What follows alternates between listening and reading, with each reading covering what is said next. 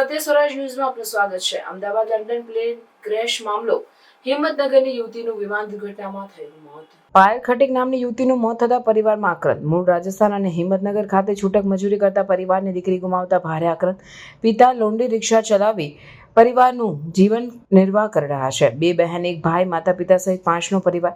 પાયલ 1 થી 10 આદર્શ સ્કૂલ હિંમતનગર અને 11 થી 12 હિંમત હાઈસ્કૂલમાં અભ્યાસ કર્યો। આજે પિતા સુરેશભાઈ ખટીક રિક્ષા ચલાવી પરિવારનું ગુજરાન કરે છે। પાયલ ખટીક એમટેકના અભ્યાસ અર્થે પ્રથમવાર જઈ રહી હતી લંડન। સવારે 10 કલાકે એરપોર્ટ મૂકી પરિવાર પરત ઘરે પહોંચે તે પહેલા જ દુઃખદ સમાચાર મળ્યા।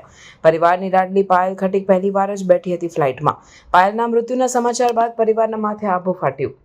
ઘટનાના કલાકો વિચારતા સ્થાનિક તંત્ર પરિવારના સંપર્કથી દૂર। મૃતદેહ સહિતની માહિતી બાબતે પરિવાર કરી રહ્યો છે મદદની માંગ।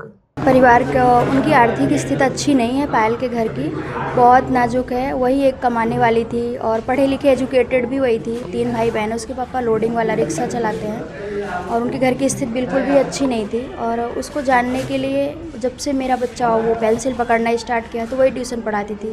समथिंग 2019 या 20 के अप्रॉक्स अभी तक वो पढ़ा रही थी। और उसने अभी तो 10 डेज़ पहले ही उसने कोचिंग छोड़ा है।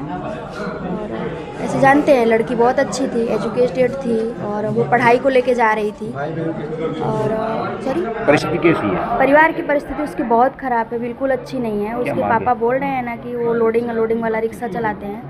और मतलब उसकी बहन भी ऐसी है, भाई भी छोटा ही है, बहन भी छोटी है। पायल से आपका कांटेक्ट लास्ट कहाँ तक हुआ? लास्ट कांटेक्ट पायल से बात हमारी वो जब कोचिंग आई थी और 1 तारीख के पहले उसने छोड़ दिया था। 30 या 31 को उसने छोड़ा था, घर आई थी तभी मेरी लास्ट टाइम बात हुई थी। बाकी तो मेरी बात पायल से नहीं हुई, फ़ोन पे तो बात नहीं हुई। परिवार से क्या मांगे? सरकार की तरफ से क्या मांगे? परिवार की तरफ से या मांग उनको सहायता मतलब चाहिए जो हुआ है, क्योंकि वो बहुत गरीब है, उनकी कुछ पहुंच नहीं है इधर उधर। और जो हेल्प चाहिए सरकार की तरफ से उन्हें मिलनी चाहिए।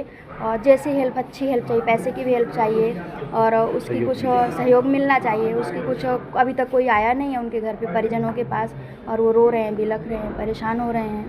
और उनकी स्थिति बहुत नाजुक है, बहुत ज़्यादा। और क्या नाम आपका? मेरा नाम है सुशीला पाठक।